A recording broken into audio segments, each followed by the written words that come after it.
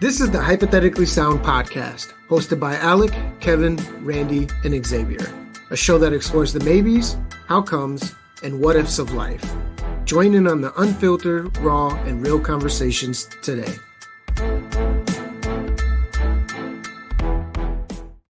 All right, welcome back to Hypothetically Sound. We're going to continue on our World Mysteries tour here with Ancient Egypt, boys. Now, nice. I chose Ancient Egypt because it is shrouded in mystery. The mythology is super cool. The pyramids, you got the Sphinx, you got just the culture in general is just a complete mystery to us. For the most part, you got the hieroglyphics along with mummification and all these things. But I do want to start off by talking about the pyramids, the Great Pyramids of Giza. Giza? Nah, that's Italian. Gouda cheese. Also, probably. I don't know my cheese, dude. I'm from Wisconsin. I don't know my cheese. Oh God, I'm crucified. Anyways, the pyramids are they are one of the great wonders of the world, the 7 biggest wonders, because everything about them doesn't make sense. We've explored some of them, we've came up with theories about them, and yet no one can decide or agree on a lot of these things. For example, a lot of the pyramids had like secret rooms in it. In 1993, they put a robot into one of the pyramids in the southern shaft of one, and they noticed that there was an empty space behind another door, which was found a little bit later. Why is he smiling like that? Because you said shaft. I fucking hate you. More importantly, the southern shaft. Anyways, yeah. So, and it examined and it found this little room, and it was whatever. People were like, "What the fuck? It's kind of weird, right?" Well, in 2010, they brought a new robot, a more modernized one, and it took photos, for the same area, and it showed like copper handles and some paintings in there, but despite no one being in there for 9 years, they had like fresh scratches and stuff on the walls and ceiling. Sounds like crazy. Rats, maybe something like that. I mean, it could possibly be animals, but like it's decent size. I would say it is kind of a decent size. Like I think a person could fit into it. Mm-hmm. So rats getting the ceiling might be a little weird. Mm-hmm. Another big mystery is about how old these pyramids are. People assume that the Sphinx that sits right outside of them is younger than the pyramids themselves, right? Mm-hmm. And judging by the erosion of the Sphinx, it takes about 8,000 years to get to the point it was, which places a lot of doubt on the original theories of the age of the Great Pyramids. Yeah. I have a whole theory of my own with the pyramids, because how they're built, right? That in itself is a mystery that we, still have trouble coming to agreement on how it was done. I always thought, people are like, oh, they were built from the ground up. I think they were built from the up down, from the top down. That's what I think personally. A lot of people, there have been theories that have been tossed around where they were built right on top of one another, like the blocks were. Mm-hmm. But which would explain like the weight and the lack of gaps between them. But like other geologists would debunk it by saying that the blocks are processed sedimentary rocks.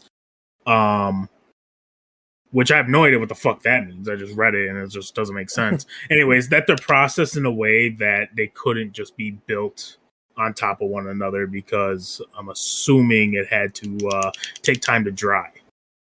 Mm-hmm. Mm-hmm. That's why I think they were built from like the top down. It would only, in my brain at least, make sense because sand shifts, things like that. Sand dunes, all that. That's all shifting sand.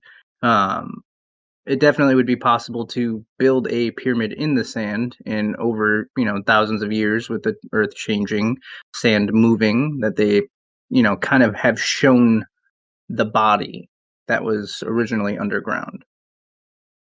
True, yeah. I can see that. And what's crazy about the ancient Egypt culture is there are 2,000 years that we have no idea what they were doing. Hmm. So like the pre-dynastic period, from like 5,000 BC to 31,000 BC, there's not much detail. And what we're guessing is that during this time they were learning all these things to become the powerhouse that they became over the next 3,000 years. So we're talking about a 2,000 year period where, like, look at us, where how far we've gotten in 2,000 years in our current culture. So imagine what they could do in 2,000 years.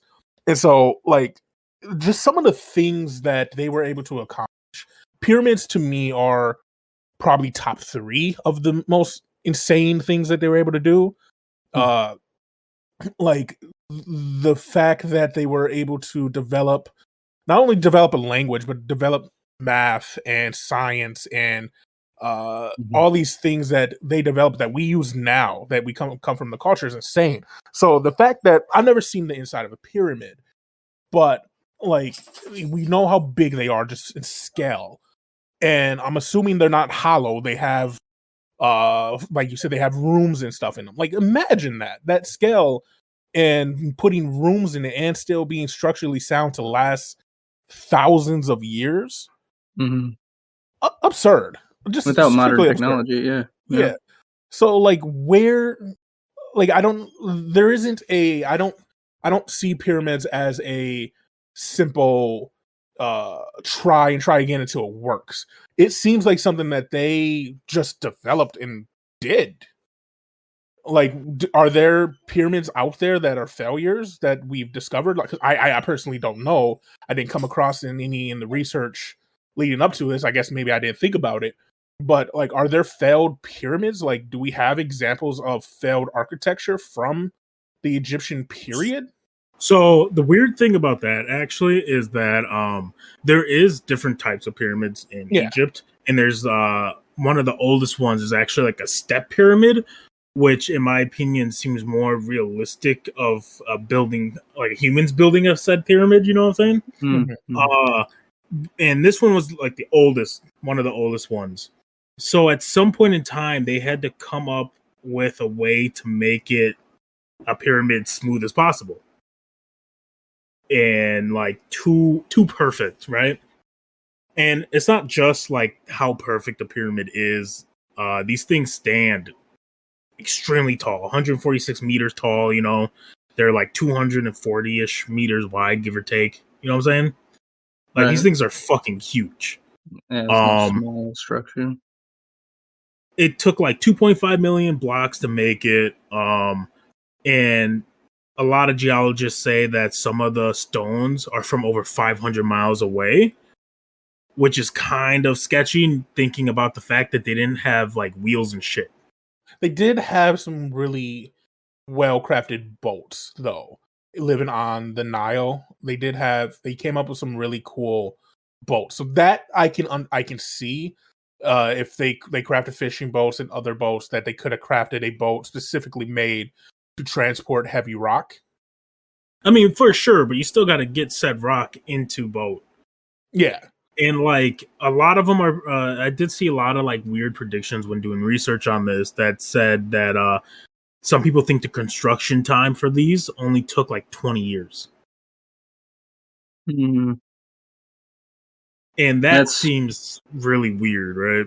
Well, didn't we find, like, isn't there evidence that they developed mass like production lines early on? So like a lot of wood logs that they used to transport heavy things, and like obviously slave labor, but I thought there was evidence out there that they developed multiple different forms of assembly lines to move objects quickly, be it rope and pulleys. Because, like you said, they are the pioneers of math and medicine and science.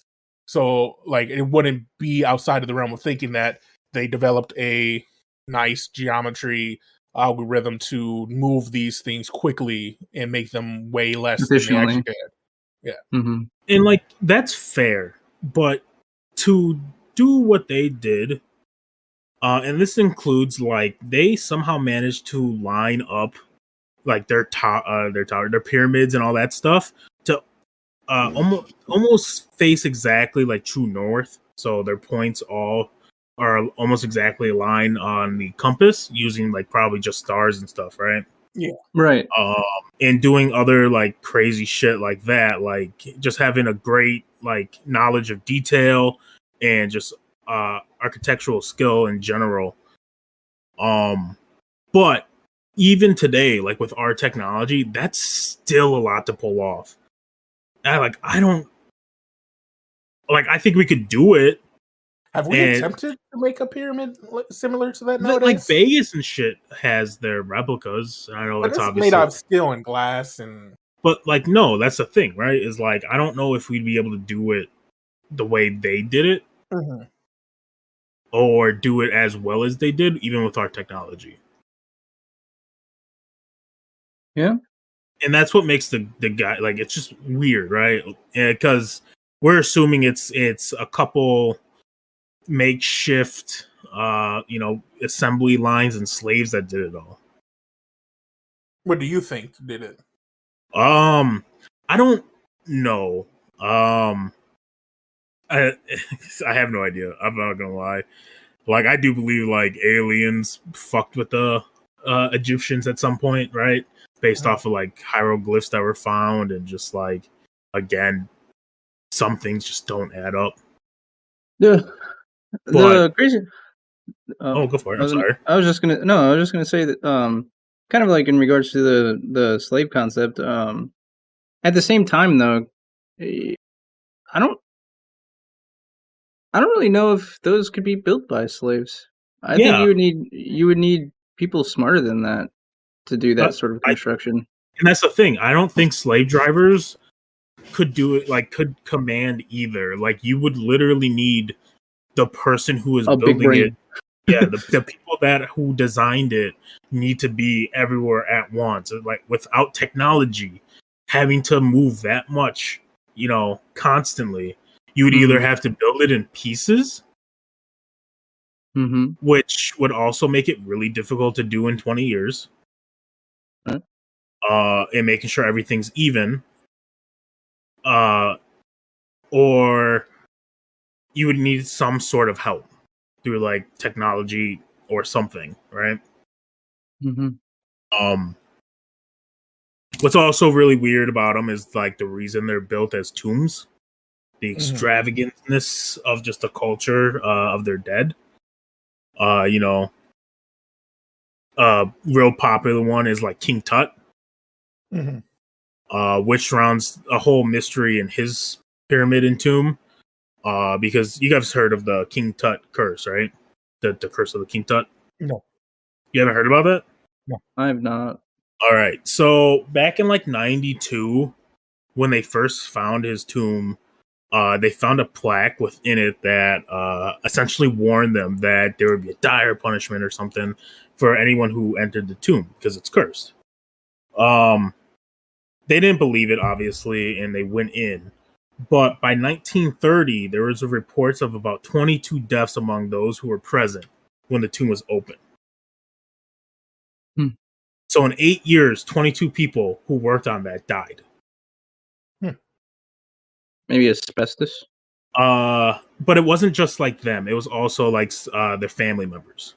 Oh, So like direct relatives as well. So like, well, the only theory is, is there was like poison or something on the walls that it obviously would was make highly sense. Because you would assume like pharaohs were such a big deal. The pyramids, the the Egyptians were constantly being invaded by different people trying to take them over.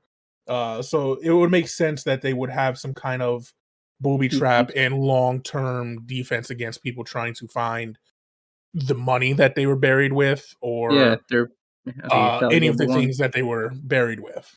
Okay, so I'm gonna put this little bit on a little post-it note, stick it on the board. We're gonna come back to it. When they examine Tut's body to find out how he dies, that's also another mystery. No one knows how. Some think it might be a chariot accident. Some people might think he might have got kicked by a hippo. He died young. He was 19. Yeah, 19. Yeah. Right. But when they examine the stuff, they realize that he had like a club foot and couldn't stand by himself even. So like a lot of these things got thrown out the window. And like they noticed that he was like missing parts of his ribs and stuff. And some people theorized that they were like grave robbers because mummies got put jewels and stuff in their body when they died. And so they assumed the grave robbers, snatched the jewels. But going back to the poison thing, if his tomb was lined with poison and somehow that poison stayed dormant for thousands of years, right? Mm-hmm. Why wouldn't it still be in there when, like, let's say those grave robbers wouldn't, right? Or like people who checked it out now. You know what I'm saying? Yeah. Right. Like you would have traces even on the body itself when you studied it. Sure.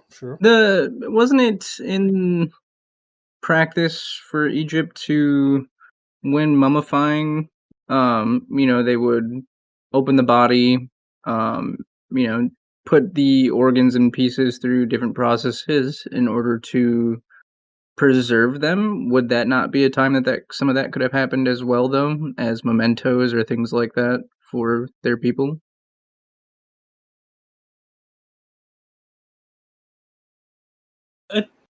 I think so. I think that's a fair point. It's kind of what I would think of, because if it was poison, whoever was there would have been affected by a grave robber or not.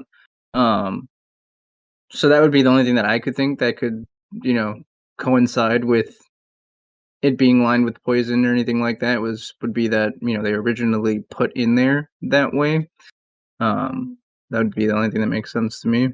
I also feel like I read somewhere, don't quote me on this, but I read somewhere, I believe that a lot of times that servants and stuff were locked into the room with them. Yeah.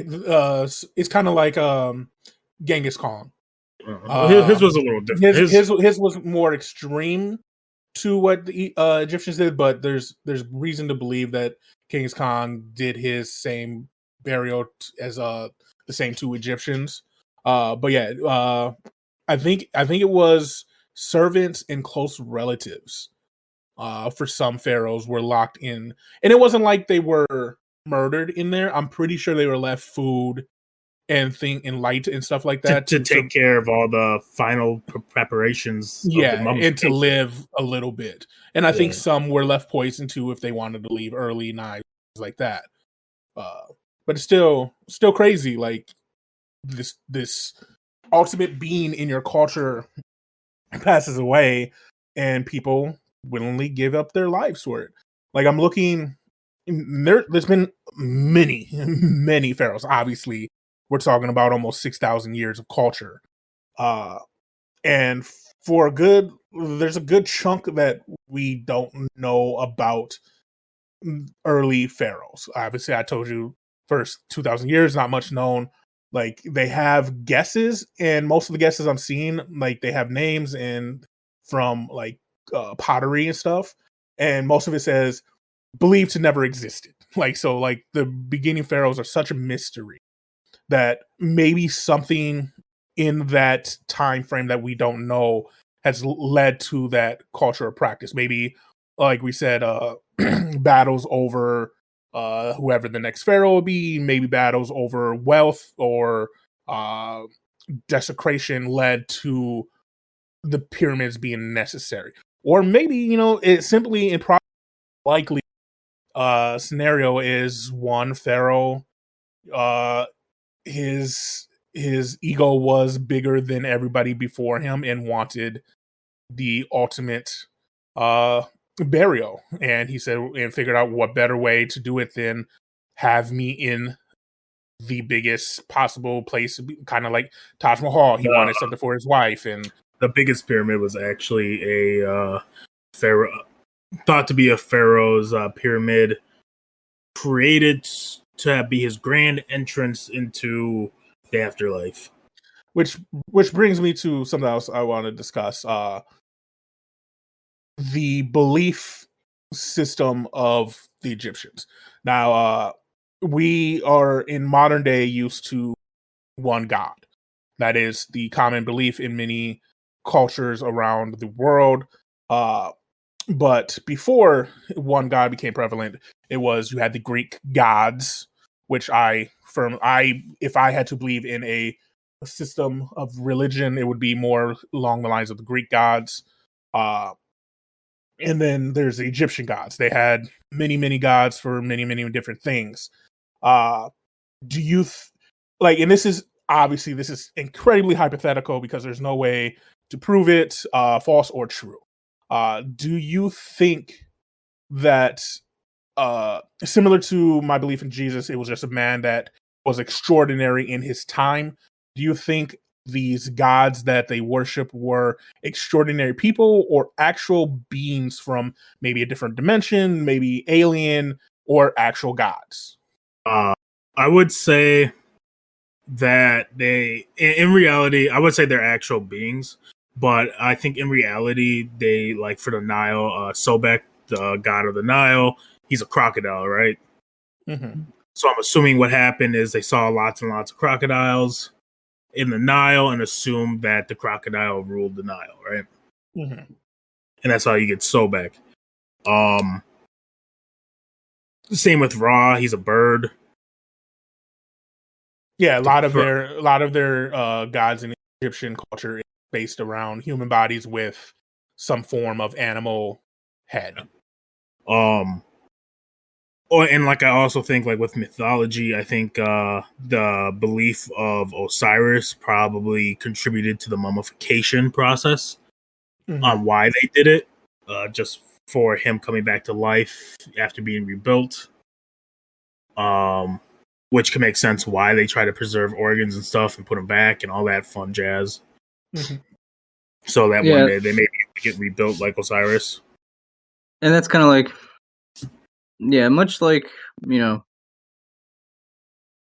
through time, how religions kind of exist. I think it was there to, control people, give them a sense of hope, but also a sense of direction, and then use that to, power or fuel towards a individual direction. Mm-hmm. Like I said, I'm more like, if I had to pick one that I believe is true, Greek mythologies, which is something I want to cover later on in our podcast future. But Greek mythology and their gods seem more believable, I guess, in my mind, and seem like less of a crutch. But I think most, most religious things are crutches in my mind. I personally think that Egyptian mythology is more realistic. But yeah. So what is as we're talking about their gods and mythology, I think it would be amiss to not bring up their worship of cats. How do you think that became a thing? Like, for me, I honestly don't know. Kind of like superstition, a cat walked through or did something at the perfect time, and someone with power witnessed it and was like, this is what we have to have. This is a creature that we need to protect and watch after. Because looking at things during research, they believe that almost every household held a cat tattoo for luck. You ready for this? Yeah. About to nerd out, boy. All right. So like Basset, being in some cases or some readings, is the daughter of Ra, right? One of the daughters of Ra, which is one of their big gods. God of the sun. He brings the day. He fights off the Serpent of Night every day to bring the sun back.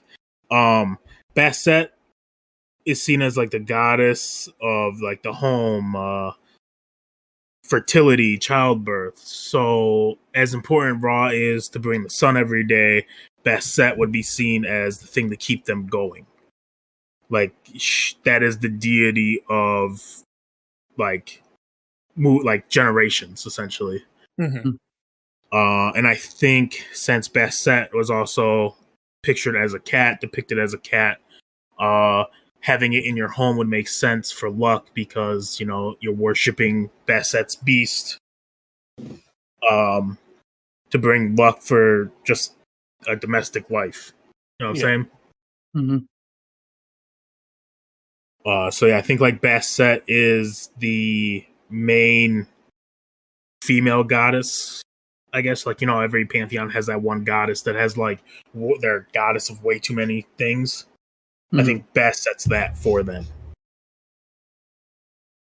Also, cats are probably everywhere in Egypt, so probably also helped with that.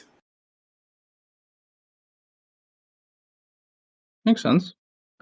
Yeah, no, that makes sense. Good, glad to see that you guys don't think I'm talking on my ass here. Thinking I didn't think that from the very beginning. Listen here, kid.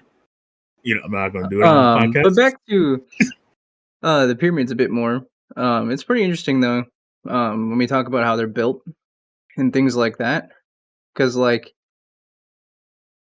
one of the coffers, for example, that was in the Pyramid of Khufu, the Great Pyramid of Giza, was a granite coffer that was made in a single piece.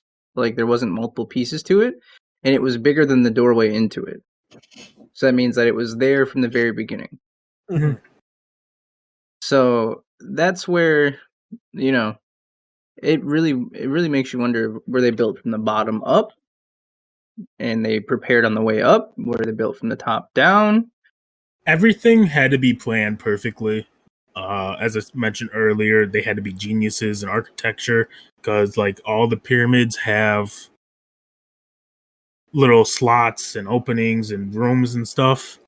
And to make sure that the thing could still support it with all these gaps in its core structure, like it had to be something weird, right? And this is assuming that there aren't more rooms that we haven't discovered, which I am sure there are. I'm sure there's a whole tunnel system under the pyramids. So that alone kind of, I don't know, pyramids are weird, man. And I honestly don't think we have a brain that would be able to make one from scratch and get it to work as well. A little bit to note, which has probably came to light a little bit more as of now. I haven't done too much research, but again, there are tunnels below the pyramids as well. And unfortunately, there's not much information that is out there because it's under a high level of confidentiality. It really makes you wonder, if everything else is public, why would something like, those tunnels be something confidential? For sure. I think they're going to remain one of the greatest mysteries of our world, along with like Stonehenge and all them. Yeah. It's kind of terrifying to think about that there was a civilization like that at some point. If they did it themselves, even that died out. And that's the crazy thing, and something I was going to bring up here soon. Like the ancient Egyptians, wow, I can't speak. They were so powerful and so technology advanced, and to end the way they did it's weird. It's like it's the same with like all of the Roman Empire, everything like that, just ending the way they do. So in around 500 BC, Egypt is taken over by the Persians. And then around 300 BC, the Persian Empire just gives Egypt to Alexander the Great. And then after he conquered Egypt, it eventually ends up in the hands of the Romans after they defeated Mark Antony and Cleopatra, and that's a whole huge thing. But like, do you think? And this could be the last thing we talk about. Do you think when you're seen as such a power and so advanced, do you lull yourself into a comfort of no one can touch us? Or do you think there is a lifespan of a world power that us in America, even though I don't think America is a world power per se, uh, there are people who believe that. Do you think just like the Egyptians, the Romans, the Greeks, we are heading into a downfall law? Or do you think we're still have room to grow? I think first I want to say I think the Egyptian patriarchy, I don't know what the fuck to call it, the Egyptian empire, part of the reason it went down is because their thirst for power. I don't think it was like a lull of power. I think like partially like Cleopatra going with the Romans and all that was a direct I can't think of the word, reason, I guess. Yeah, direct reason of the downfall of the empire. I think it was a start up that hill. Right. And that's I would say because you would think, right, they were architects, they weren't a war civilization. But they think, sorry. No. I was gonna say I think that gives them a socialized advantage, a sociable advantage over, let's say, the Romans, because just their architecture and everything was superior at the time, and that gives them power in that sense. Right. Because that's all you had then was either armies or architecture and culture. And Xavier's point, for as advanced as they were in things, their typical military equipment, bows and arrows, spears, and round-tipped shields. Like you think that you're going up as soon as the Persians, the Greeks, and the Romans come in, they're coming in with steel and iron. 100% agriculture difference. Like it's probably way harder to find metal shit in Egypt than it is in Rome at the time. True. It was 100% just land privilege. I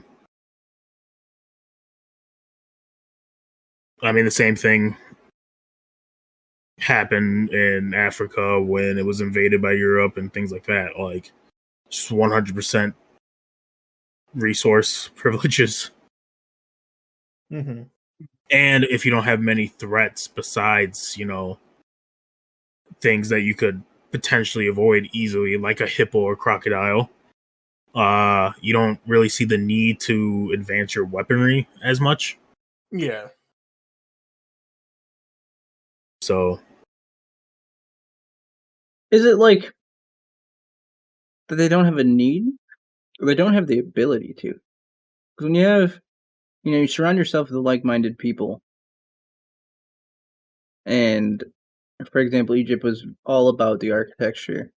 You would think it'd be very hard to find a individual that was, persuasive enough in their culture to change the path or direction that society is looking at. Which, we even see in America, where we funnel a lot of our money towards certain things, and it's hard to, once people's mind are set on something or direction, it's hard to take them off of that direction and bring them somewhere else. Mm-hmm. I think it's a resource game. I think like they put all their resources into making the pyramids and stuff, and they probably just didn't have any more to advance other things. Right. It's true, because most of their military was used to protect their fields and crops and everything along the Nile. And then eventually it is believed that some pharaohs may have fought, kind of been like the leader, like Alexander the Great and things like that. But most of them just stayed back till it got to a point where they just hired mercenaries to do their work. Which I think if you And obviously 300 isn't the most accurate movie to go off if it's a story, but when the Egyptians come to take over the land, or the Persians come over to take the land, most of their army is filled with mercenaries or people from different cultures. And I think that's what may have led to the downfall too in the Egyptian culture is when you're not fighting for your homeland, especially in a time like that, it's not as important to you. So you can run if things start getting bad. Mm-hmm. Where if you're like the Greeks or the Romans, you're fighting for your land. It's not someone else fighting in a different land. Mm-hmm. Mm-hmm.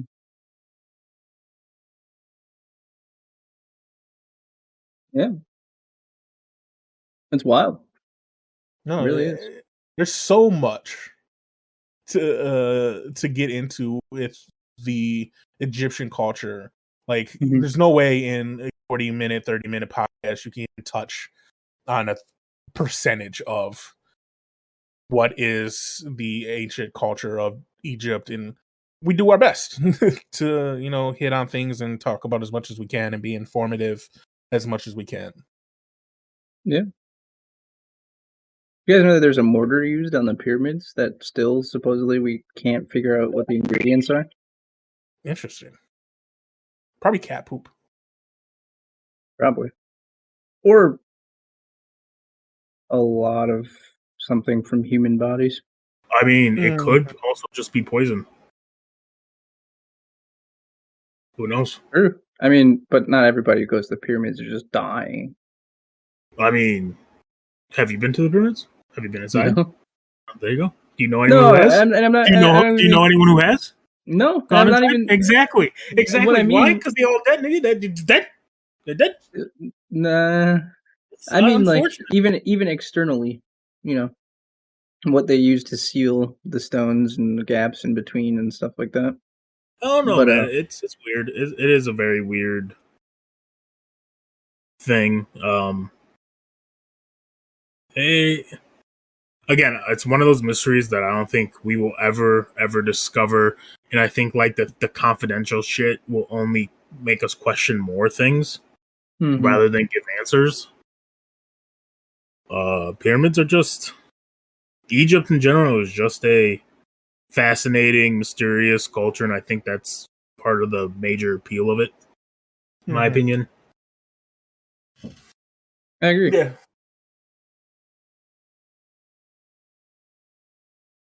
All right, and with that, I was just about to say the same thing. Yeah, with that wraps up the podcast. At least this episode. Is there anything you want to say? It's really weird. It's usually what you say, Rand. It's shout outs and the promotion, Yeah. The Ribble Shout Rabble. outs and sellout. Yeah, I got it. Shout out to everybody out there that owns a cat. Deep down in your soul, you were probably Egyptian at one point if you actually really stop it. That gives them the N-word pass. Don't tell them that. Oh no. The guy on the podcast said I was Egyptian. I can say nigga. Also, sellout times, sirbudai.com/merch. Feel free to go ahead and check that out. Definitely we'll say on Amazon, but Amazon being a little buster and not wanting to put our clothes on there. It has been a while. Hopefully we can get that working soon. Some new designs, probably soon, TM? Yeah, actually, yes. Yeah. Been working on a lot of stuff. We also are going to start selling prints. So that's a thing. Yeah. What's a print? A print? It's posters. Oh. Yeah, digital paintings, crazy, wacky cartoons, things like that. Why don't you just call it a poster? Because they're prints of art. They're art prints. Oh. And if you're into NFT field, maybe in the next couple months, there might be an buy. God damn it, dude. How much shit do I gotta do? Why y'all putting all this work on me? What? And if you go to our YouTube channel, Hypothetically Sound, you'll see our You Laugh, You Lose series and all kinds of different content coming out. So the Laugh, You Lose series is absolutely something. But if you guys want to hear them sing off tune and out of sync, never happened. Or see Alek do the cinnamon challenge and never happened. Not handle it well. Yeah. It clumped in my throat, man. I thought you were good with clumps in your throat. That's weird. That's only for you, dog. Okay. And on that, as we always do, we're just going to end this podcast awkwardly. So thank you guys for listening. We appreciate it. You're not putting. Don't fucking. I always put it in. I always. If you guys listened, you would see all the shit I leave in. Yeah, you got me. You got me good. Thanks for listening. I appreciate you. Love you. Bye. Bye.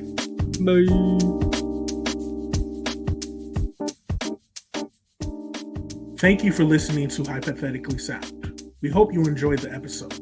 All episodes can be found at hypotheticallysound.podbean.com, as well as on Apple, Spotify, and Pandora. For full unedited video versions of the podcast, please visit us at youtube.com/hypotheticallysound.